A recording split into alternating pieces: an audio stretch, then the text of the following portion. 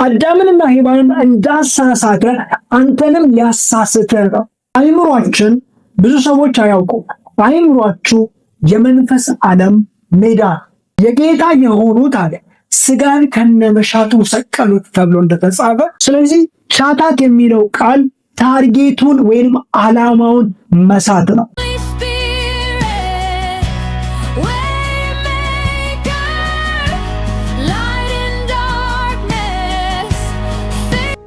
የጌታ ሰላምና ጸጋ ባላችሁበት ቦታ ሁሉ ይብዛላችሁ። ውድ እግዚአብሔር ቤተሰቦች እንደምን ከረማችሁልኝ?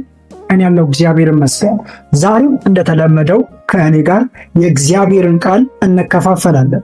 በመጽሐፍ እንዲህ ተብሎ እንደተጻፈ ልጁ በብዙ ወንድሞች መካከል በኩር ይሆን ዘንድ አስቀድሞ ያወቃቸውን የልጁን መልክ እንዲመስሉ አስቀድሞ ደግሞ ወስኗልና እንደሚል፣ እንዲሁም ደግሞ በሌላኛ ቦታ ላይ እኛ ሁላችን በመጋረጃ በማይቀደም ፊት የጌታን ክብር እንደ መስታወት እያብለጨለጭን መንፈስ ከሚሆነው ጌታ እንደሚደረግ ያንን መልክ እየመሰለን ከክብር ወደ ክብር እንለወጣለን ተብሎ እንደተጻፈ።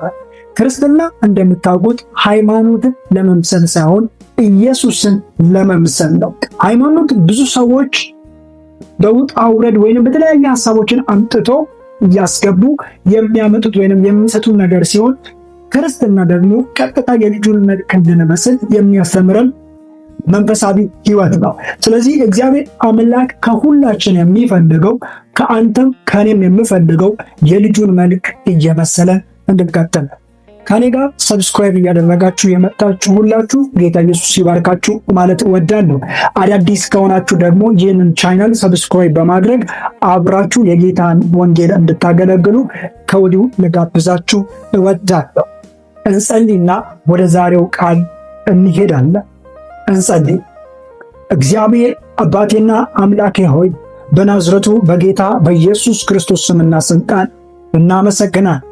ክብር ሁሉ ላንተ ይሁን።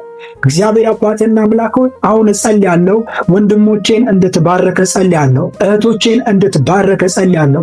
አባ ቃልን ለመስማት ለተቀመጡ ሁሉ እግዚአብሔር አባቴና አምላክ ሆይ ያንተ እጅ ከነሱ ጋር ይሁን። በችግራቸው ድረስላቸው። እግዚአብሔር አባቴና አምላክ ሆይ ፊትህን ለሚፈልጉት ጉዳይ ሁሉ ከነሱ ጋር እንድትሆን እጸልያለሁ። ቀሪ ደቂቃዎቻችንን በኢየሱስ ክርስቶስን ባርክልን። እናመሰግናለን። አሜን። የጌታ ሰላም በድጋሜ ባላችሁበት ቦታ ሁሉ ይብዛላችሁ ማለት እወዳለሁ። ዛሬ የምንማማረው የእግዚአብሔር ቃል በኃጢአት ላይ መሰልጠን ወይንም ኃጢአትን መግዛት የሚለው ቃል ይሆናል። ይህንን ቃል ከሰማችሁ በኋላ እርግጠኛውን የምናገረው በኃጢአት ላይ እንዲሁ መሰልጠን ትጀምራላችሁ። ስለ ሰኞ ኃጢአት፣ ማክሰኞ ንስሐ፣ ሮብ ኃጢአት፣ ቅዳሜ፣ አርብ ንስሐ፣ በእያንዳንዱ ቀን ንስሐና ኃጢአት ከሚለው ህይወት ነፃ ወጥታችሁ በሚገባ ክርስቶስ የሚፈልገውን ህይወት መኖር ትጀምራላችሁ። ክብር ለጌታ ለኢየሱስ ክርስቶስ ይሁን። እንደምታውቁት ዘፍጥረት ምዕራፍ 4 ላይ ከቁጥር 7 እንዲህ የሚል ቃል አለ። ከ6 ጀምሬ ላንብብላችሁ። ታሪኩን ስለምታውቁ ከአቤልና ከቃየል መስዋዕትን ከአቤል ተቀበሎ ከቃየል መስዋዕትን እንዳልተቀበለ ታውቃላችሁ። ልክ በዛው ላይ ቃየል ፊቱ እንደጠቆረና በእግዚአብሔር ላይ እንደተናደደ ታውቃላችሁ። እዛ ቦታ ላይ ከቁጥር 6 እንዲህ የሚል ቃል አለ። እግዚአብሔር ለቃየልን መልሶ እንዲህ ይለዋል።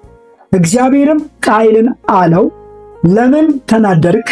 ለምንስ ፊት ጠቆረ? ለምንስ ፊት ጠቆረ?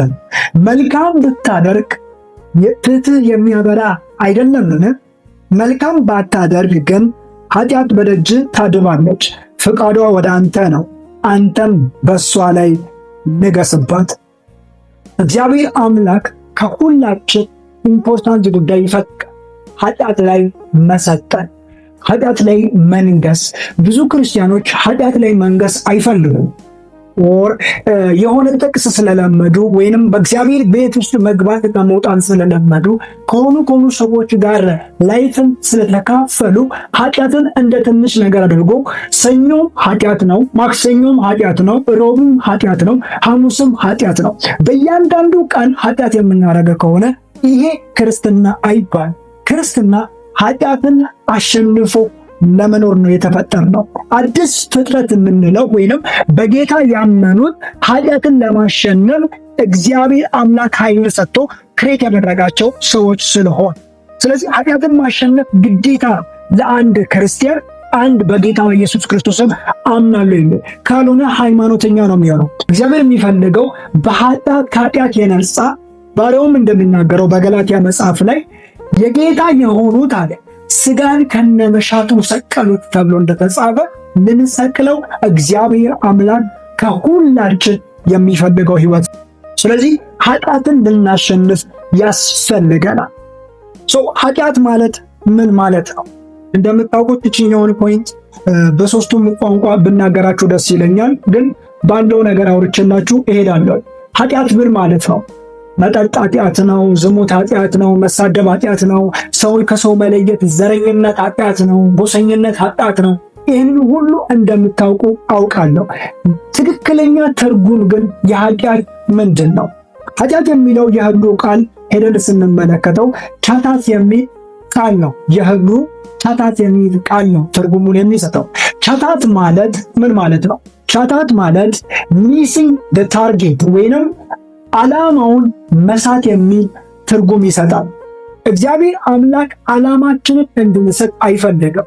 ብዙ ሰዎች እግዚአብሔር ለምንድነው የገነት ላይ ዛፍ ያስቀመጠው? እግዚአብሔር ለምንድነው ዛፍቷን የማያነሳው? እግዚአብሔር ለምንድነው ይህንን ነገር የማያረገው? እግዚአብሔር ለምንድነው ያንን ነገር የማያረገው እያሉ ብዙ ነገር በእግዚአብሔር ላይ ይናገራል። እግዚአብሔር አምላክ ሲፈጥረን በመልኩና በአምሳሉ ፍቃድ የሚባል ነገር በውስጣችን አስቀምጦን የፈጠረን። ኃጢአት ባይዞ አንችልም የምንለው ጉዳይ አይደለም።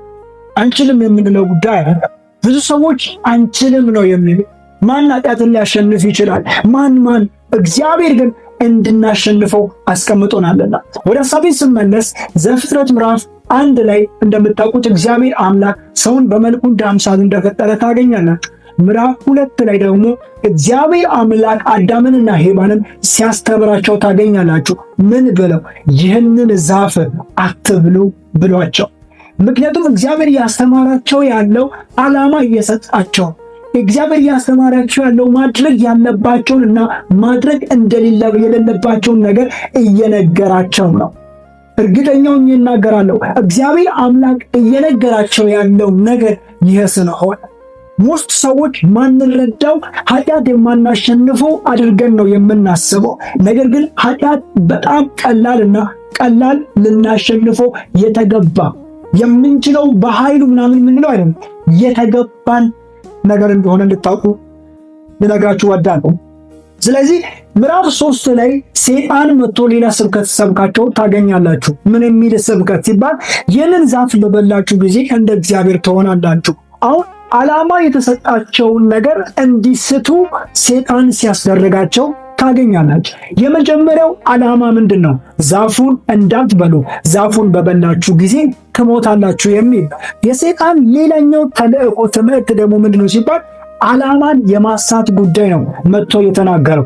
ዛፉን በበላችሁ ጊዜ እንደ እግዚአብሔር ትሆናላችሁ። ይህንን ነገር እርግጡን እንድታውቁ ደጋግሜ ያልኩት ያለው እንድታውቁት የሚፈልገው ነገር ስለሆነ ኃጢአት እናንተ እንድታሸንፉት እግዚአብሔር አምላክ ያስቀመጠው ወይንም እግዚአብሔር አምላክ ለእናንተ ኃይል የሰጠው ጉዳይ ነው። የተሸነፈ ነው ኃጢአት። ነገር ግን ታርጌቱን ከሳታችሁ ኃጢአት ተሸነፋላችሁ። ልክ በዚህ ቃል መሰረት ነው አዳም ኃጢአትን ታርጌቱን ስለሳተ ከደንገነት ወጣ ዛፍቷን በልቶ እግዚአብሔር በማይወደው መንገድ፣ እግዚአብሔር በማይከፈው መንገድ ሄዶ ዛፉን በልቶ ከደንገነት ስለወጣ አሁንም እግዚአብሔር አምላክ ከደንገነት ወጥቶ ላለው ለቃየል እንዲህ የሚል መልእክት ይነግረዋል።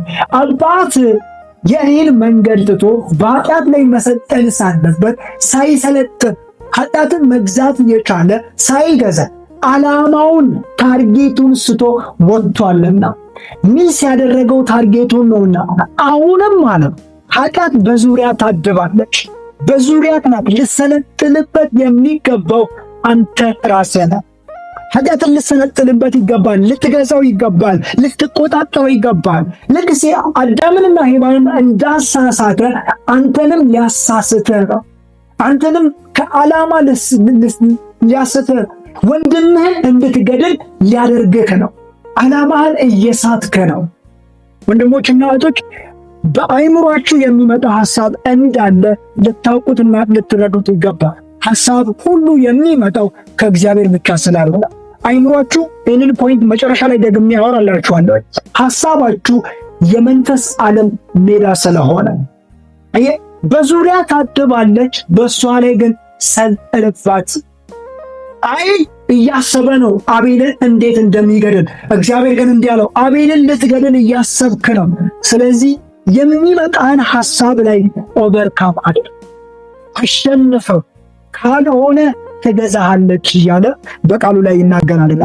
ስለዚህ ሻታት የሚለው ቃል ታርጌቱን ወይም ዓላማውን መሳት ነው። የሰው ልጅ እርስ በርስ ለመገዳደል አልተፈጠረም። የሰው ልጅ ለዝሙት አልተፈጠረም። የሰው ልጅ ለዘረኝነት፣ ለተለያየ ነገር አልተፈጠረም።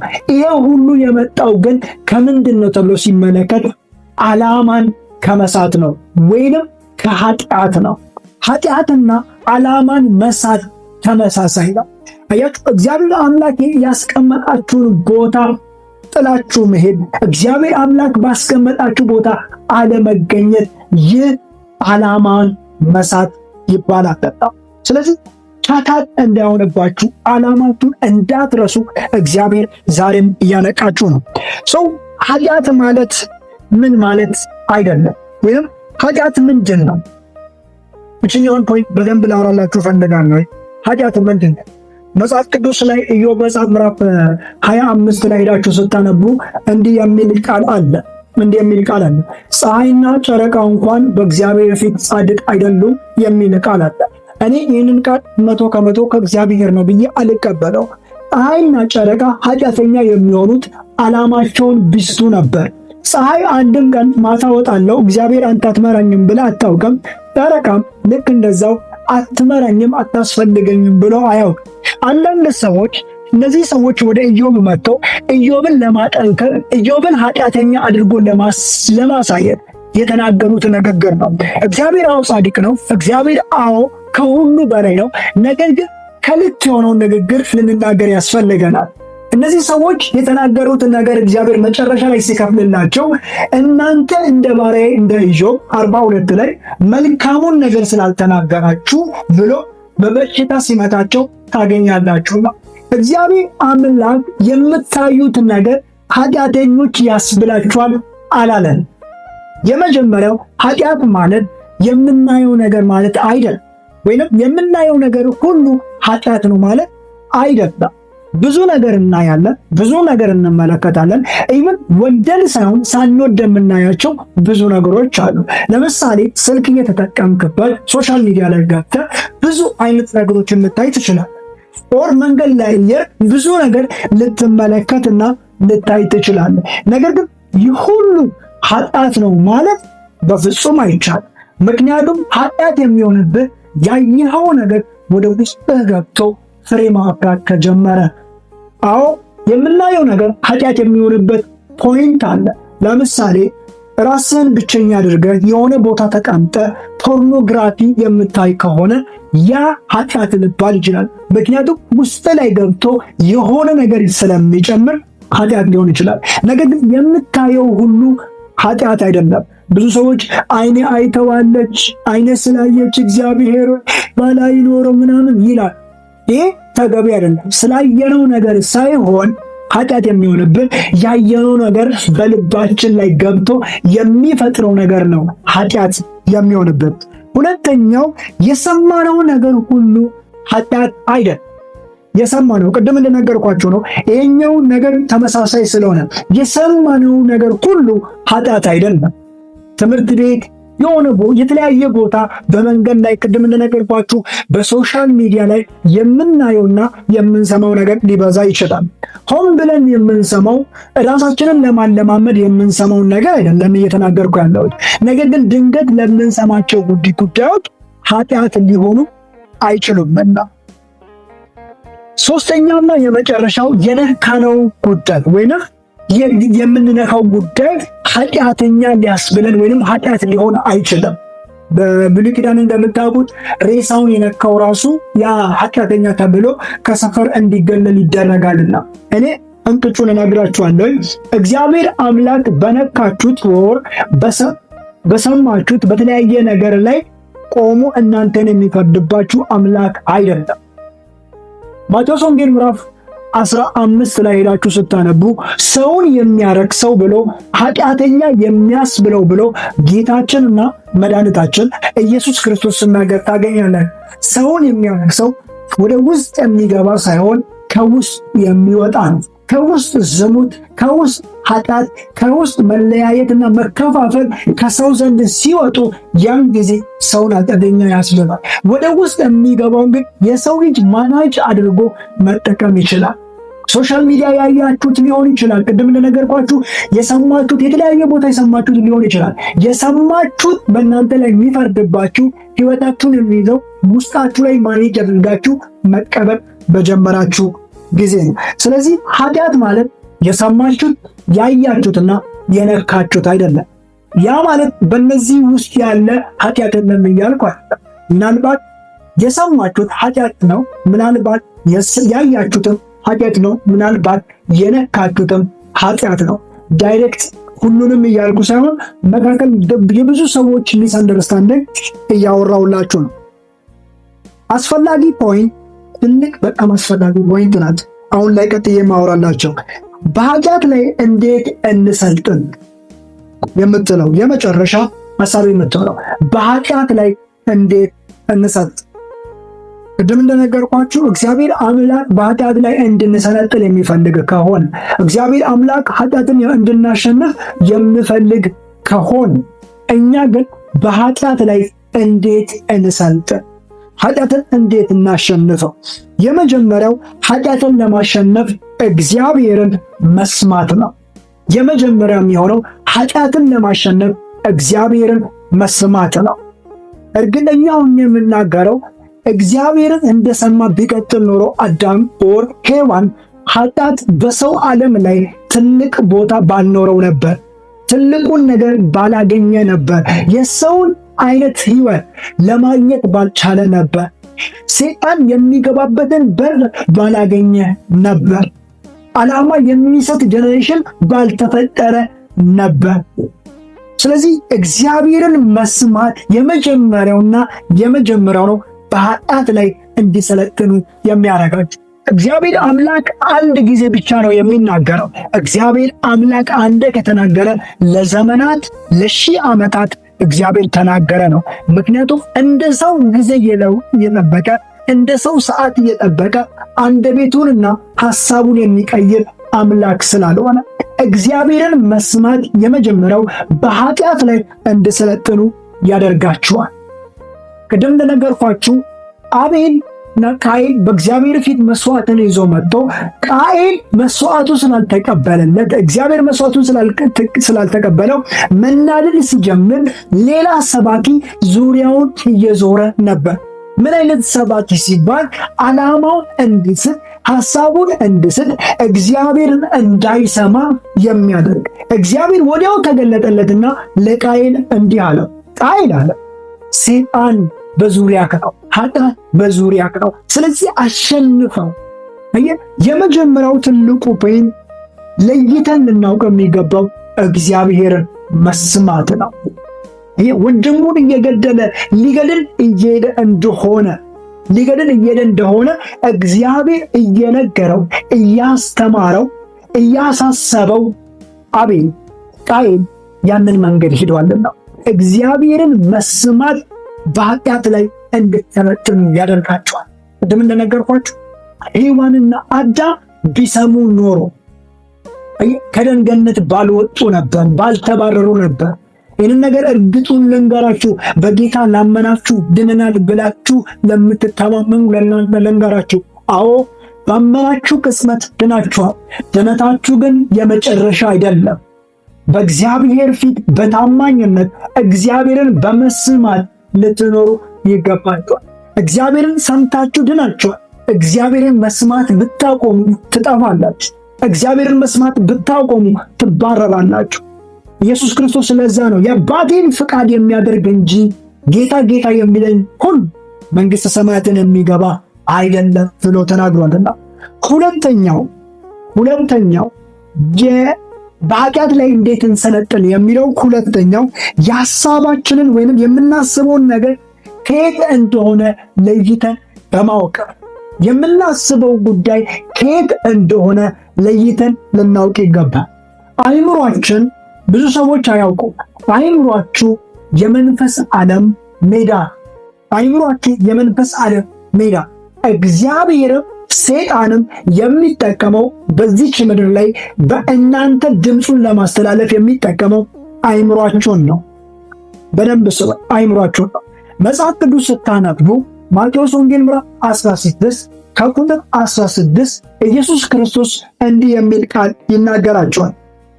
የሰው ልጅ ማን ይሉታል ብሎ በጠየቀ ጊዜ አንዳንዱ ኤርሚያስ፣ አንዳንዱ ኤልያስ፣ አንዳንዱ ከነቢያት ወገን፣ ሌላው እያሉ እንደተነ ሲናገሩ እናንተስ ማን ትሉኛላችሁ ብሎ በጠየቃቸው ጊዜ ጴጥሮስ ወዲያው ተነሳና እንዲህ አለ። ቃሉን እናንተ አንብቡት። እንዲህ አላቸው፣ እንዲህ አለ፣ አንተ ሕያው የእግዚአብሔር ልጅ ነህ አለው። አየህ፣ ኢየሱስ ወዲያው ለጴጥሮስ እንዲህ አለ፣ ጎበዝ ጴጥሮስ አንተ እኮ ብልህ ነህ። አይደለም ጴጥሮስ አለ፣ ይህንን የገለጠ የሰማይ አባቴ ነው እንጂ ሥጋና ደም ይህንን አልገለጠልህምና አለው። በዛች ሙቭመንት ጴጥሮስ ከማን ሰማ ስትሉ ከእግዚአብሔር ድምፅ ሰማ። ቁጥር 23 ላይ ኢየሱስ ክርስቶስ እዛው ወደታች ሄዳችሁ ስታነቡ ኢየሱስ ክርስቶስ የሰው ልጅ ይሰቀላል፣ ይሞታል፣ የሆነ ነገር መናገር ሲጀምር ጴጥሮስ ወደ ኢየሱስ ቀረበና እንዲህ አለው፣ ጌታ ሆይ ይሄ ነገር አይድረስብህ፣ አይሁንብህ ብሎ ማስተማርን ጀመረ። ኢየሱስን መምከርን ጀመረ፣ መናገርን ጀመረ። ኢየሱስ ወዲያው እንዲህ አለ፣ ሄድ አንተ ሰይጣን የሰውን እንጂ የእግዚአብሔርን አታውቅምና አለ። ብዙ ሰዎች ሚስ የምናደርገው አይምሯችን እኛ እንደፈለግን የምንቆጣጠርበት ይመስለናል። ሐሳባችን እኛ የምንፈልግበት የምንቆጣጠረው አይደለም። ደግሞ የእግዚአብሔር ድምፅ በጴጥሮስ ላይ በመጣ ጊዜ እግዚአብሔር ጴጥሮስን እንዲህ አለው፣ በዚህ ዓለት ላይ ቤተ ክርስቲያንን መሠረታል፣ የገሃነም ደጆች ሊቋቋሟት አይችሉም የሚል ቃል ለጴጥሮስ እንደሚገባ ይናገረዋል። በዛው ምዕራፍ ላይ ሌላ ቦታ እንኳን ሳትሄዱ ኢየሱስን በተናገረው ቃል ተነስተው ኢየሱስ እንዲህ ይለዋል፣ ያንተ ሰይጣን ነው። ሁለቱንም ንግግር እንዲናገሩ መከበርን በዚህ ቤተክርስቲያን ላይ አለት በዚህ አለት ላይ ቤተክርስቲያንን እመሰርታለሁ እንዲልና በዚህ በኩል ደግሞ ያንተ ሰይጣን እንዲለው ያደረገው በጴጥሮስ አይምሮ ላይ የተገለጠ ሁለቱም ሐሳብ በጴጥሮስ አይምሮ ላይ የተገለጠ ሁለቱም ሐሳብ ነው። ስለዚህ ሐሳባችን ከየት እንደሆነ፣ ምን እያሰብን እንደሆነ፣ ምን እያሳሰበን እንዳለ ልናውቅ ይገባል። ፍቅር ከሆነ፣ መከባበር ከሆነ፣ አንድነት ከሆነ፣ አያችሁ መልካም የሆነውን ነገር ከሆነ ይህ ሐሳብ ከእግዚአብሔር ነው። ይህ እያሳሰበን ያለው እግዚአብሔር ጥፋት ከሆነ፣ ዝሙት ከሆነ፣ መለያየት ከሆነ፣ መሳደብ ከሆነ፣ ሰውን መናቅ ከሆነ ይህንን ሐሳብ እያሳሰበን ያለው ሰይጣን ነው። እናንተ እያሰባችሁ ሳይሆን እያሳሰባችሁ ነው። አንዳንድ ጊዜ እንደዚህ ያጋጥሟችሁ አቅ ምንም ነገር ክፉ ሳታስቡ ክፋትን በአይምሯችሁ አስባችሁ በኢየሱስ ስም ይህንን አስቤያለሁ ይህንን አላሰብኩም ብላችሁ አታውቁ? የሐሳባችሁ ምንጭ ማን እንደሆነ ለይታችሁ ልታውቁ ይገባል። አይምሯችሁ ላይ የተቀመጠው በአይምሯችሁ ላይ ያለው ማን እንደሆነ ጠንቅቃችሁ ልታውቁ ይገባል። አይምሯችሁ የሰይጣንም የእግዚአብሔርም ማደሪያ ስለሆነ ለፈቀዳችሁለት ለዛ ጉዳይ ለፈቀዳችሁለት ለዛ መንፈስ ባሪያ ልትሆኑ ትችላላችሁ። መልካሙን የሚያሳስባችሁ የእግዚአብሔር መንፈስን ከሰማችሁ ከተቀበላችሁ እግዚአብሔር ያከብራችኋል። የምትሰሙትን ደግሞ የጨለማን መንፈስ ከተቀበላችሁ ካከበራችሁ ሰይጣን በእናንተ ላይ ጌታ ይሆናል። የመጨረሻው በሰይጣን በኃጢአት ላይ እንዴት እንሰለጥን ለሚለው የመጨረሻው ስልጣን በእጃችን እንዳለ በማወቅ መሰልጠን እንችላለን።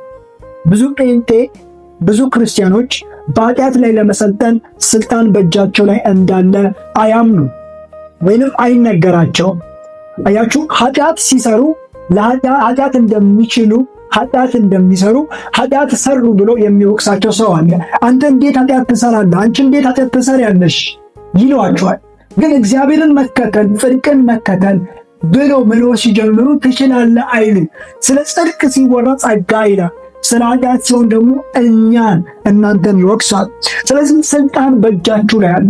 ኢየሱስ ክርስቶስ ቅድም እንደተናገርኳችሁ እግዚአብሔር አምላክ ለቃየል እንዲህ የሚል ቃል ተናገረው፣ ኃጢአት በዙሪያ ላይ ነውና በሱ ላይ ምን በለ ሰልጠን። በሱ ላይ መሰልጠን ከኛ ይጠበቃል። እግዚአብሔር አምላክ እንድናሸንፈው ስልጣን ለኛ ስለሰጠ አይምሯችንን ጠንቅቀን አውቀን አይምሯችን ላይ የሚመጣውን ነገር ካወቅን በኋላ ውሳኔ የምናስተላልፍ መሰልጠን ማለት ውሳኔ ማስተላለፍ ማለት ነው። ውሳኔ የምናስተላልፈው እኛ ስለሆነ ውሳኔ ልናስተላልፍ ይገባል። ኃጢአት ብትሰሩ እኔ አልፈልግም ኃጢአት መስራት ማለት ትችላላችሁ። መሰልጠን ትችላላችሁ። ወንድሞቻችሁን መውደድ ትችላላችሁ። የመጥላት ሐሳብ እየመጣላችሁ ወንድሞቻችሁን ማፍቀር ትችላላችሁ። መልካም የሆነውን መንገድ ማስተማር መናገር ትችላላችሁ። ክፉ የሆነው መንገድ በአይምሯችሁ ሰይጣን እያወራ፣ ምክንያቱም መቀበል ከእናንተ ስለሆነ። ስለዚህ ኃጢአትን ለማሸነፍ እግዚአብሔርን መስማት፣ የሐሳባችሁን ለይታችሁ ማወቅና ስልጣን በእጃችሁ ላይ እንዳለ ማወቅ ሰይጣንን ወይንም ኃጢአትን እንድታሸንፉ ያደርጋችኋል። ክብር ለጌታ ለኢየሱስ ክርስቶስ ይሁን። የዛሬው ቃል በዚሁ እንቋጫለን። እንጸልይና እንጨርስ። እግዚአብሔር አባቴና አምላክ ሆይ በናዝሬቱ በጌታ በኢየሱስ ስም እናመሰግናለን። ክብር ሁሉ ላንተ ይሁን። አባ በኢየሱስ ክርስቶስም ከኔ ጋር ለነበሩ ሁሉ በኢየሱስ ክርስቶስም ከበረከት አስባቸው። እግዚአብሔር አባቴና አምላክ ሆይ በአንተ ላይ ማደግ ሳይሆን ወደ አንተ ማደግ ይሆንላቸው። ያንተ እጅ ከነሱ ጋር ይሁን። እግዚአብሔር አባትና አምላክ ሆይ የታመመ ለማንኛውም ሰው በኢየሱስ ክርስቶስም ፈውስ ይሁን። የትኛውም አይነት በሽታ ከህይወቱ ከዘመኑ ካለበት ቦታ ሁሉ ተነስቶ እንዲሄድ በኢየሱስም አዛለሁ፣ በኢየሱስም እናገራለሁ። አባ ያንተ እጅ ይንካ፣ ያንተ እጅ ይነሳ፣ ከነሱ ጋር ይሁን። እግዚአብሔር አባትና አምላክ ሆይ እናመሰግናለን። በኢየሱስ ስም አሜን። የሆነላችሁን ነገር ደውላችሁ ነገሩልኝ። ሰብስክራይብ ማድረግ እንዳይረሳ። ቪዲዮውን ሼር አድርጉ። እወዳችኋለሁ። መልካም ጊዜ፣ መልካም ቆይታ።